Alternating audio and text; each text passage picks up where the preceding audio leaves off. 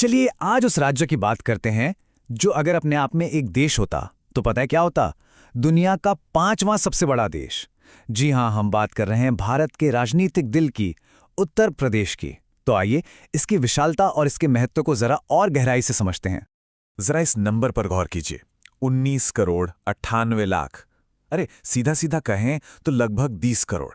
और सुनिए, ये तो 2011 की जनगणना का आंकड़ा है। आज की तारीख में तो ये संख्या पाकिस्तान की पूरी आबादी को टक्कर देती है। यही वो पैमाना है जो उत्तर प्रदेश की हर कहानी को इतना बड़ा बना देता है। तो सवाल यही उठता है कि इतनी बड़ी आबादी वाले राज्य का असली मतलब क्या है, इसका महत्व क्या है?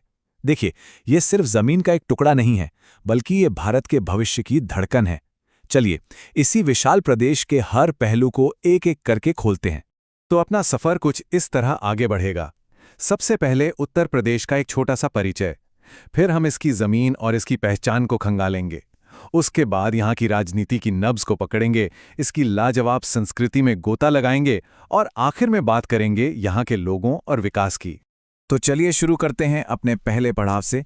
ये समझना बहुत ज़रूरी है कि आखिर उत्तर प्रदेश का जो पैमाना है, इसका जो महत्व है, वो अपने आप में एक देश जैसा क्यों महसूस होता है।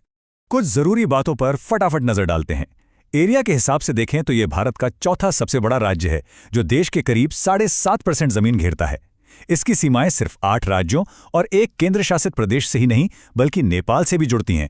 और हाँ, एक और दिलचस्प बात, 9 नवंबर 2000 को इसी बड़े से प्रदेश से अलग होकर उत्तराखंड राज्य बना था। अच्छा, अब बात करते हैं इसकी जमीन और इसकी पहचान की।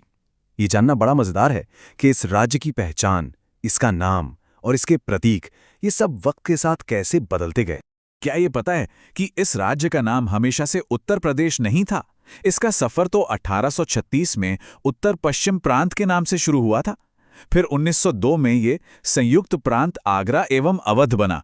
1937 में थोड़ा छोटा होकर सिर्फ संयुक्त प्रांत रह गया और आखिरकार 24 जनवरी 1950 को इसे अपना आज का नाम मिला, उत्तर प्रदेश। जैसे हर राज्य की अपनी एक खास पहचान होती है ना, वैसे ही उत्तर प्रदेश की पहचान इन प्रतीकों में बसती है। यहाँ का राजकीय पशु है बारहसिंगा, पक्षी है सारस, पेड़ है अशोक और फूल है पलाश। और हाँ, राजकीय खेल वो है हॉकी, वही हॉकी जिसने भारत को ध्यानचंद जैसा जादूगर दिया। चलिए अब आते हैं राजनीति पर। एक सवाल जो हमेशा उठता है, आखिर क्यों उत्तर प्रदेश को भारत की राजनीति का पावर हाउस कहा जाता है?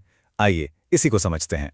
इसका राजनीतिक कद कितना बड़ा है, इसका अंदाजा बस इसी बात से लगा लीजिए कि चौधरी चरण सिंह हो या विश्वनाथ प्रताप सिंह, देश को 2 प्रधानमंत्री इसी मिट्टी ने दिए हैं और दोनों ने ही अपने अपने वक्त में देश की राजनीति को एक नई दिशा दी।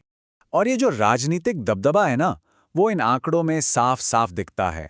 लोकसभा में 80 सीटें, राज्यसभा में 31 और राज्य की अपनी विधानसभा में 403 सीटें।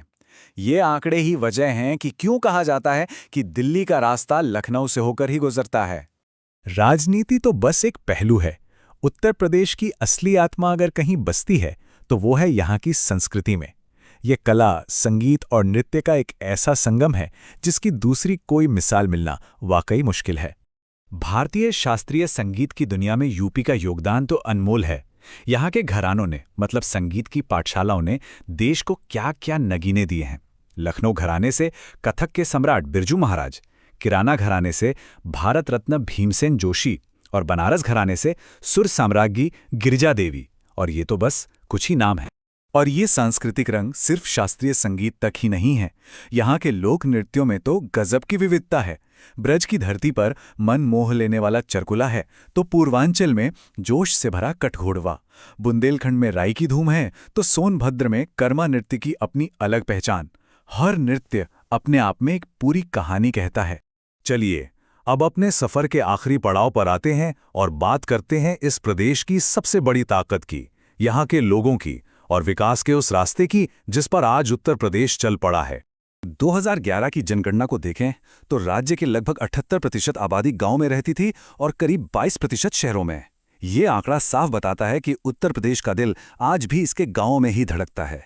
लेकिन विकास की राह चुनौतियों से खाली नहीं है। इस तस्वीर के 2 पहलू देखिए।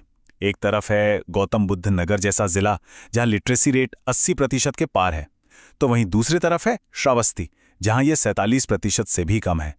ये जो जमीन आसमान का फर्क है ना, यही सबसे बड़ी चुनौती है। पर तस्वीर बदल रही है और काफी तेजी से बदल रही है। नोएडा और लखनऊ नए आईटी हब बन रहे हैं। ग्रेटर नोएडा से लेकर औरैया और उन्नाव तक नए नए इंडस्ट्रियल सेंटर तैयार हो रहे हैं। कहीं प्लास्टिक सिटी तो कहीं लेदर पार्क। यही वो केंद्र हैं जो उत्तर प्रदेश की नई आर्थिक कहानी लिख रहे हैं। तो आखिर में एक सवाल के साथ इस सफर को खत्म करते हैं। लगभग 20 करोड़ की आबादी और इतनी जबरदस्त राजनीतिक ताकत के साथ उत्तर प्रदेश भारत के आने वाले कल की कहानी कैसे लिखेगा? क्योंकि एक बात तो बिल्कुल साफ है, इस प्रदेश का भविष्य ही काफी हद तक भारत का भविष्य तय करेगा।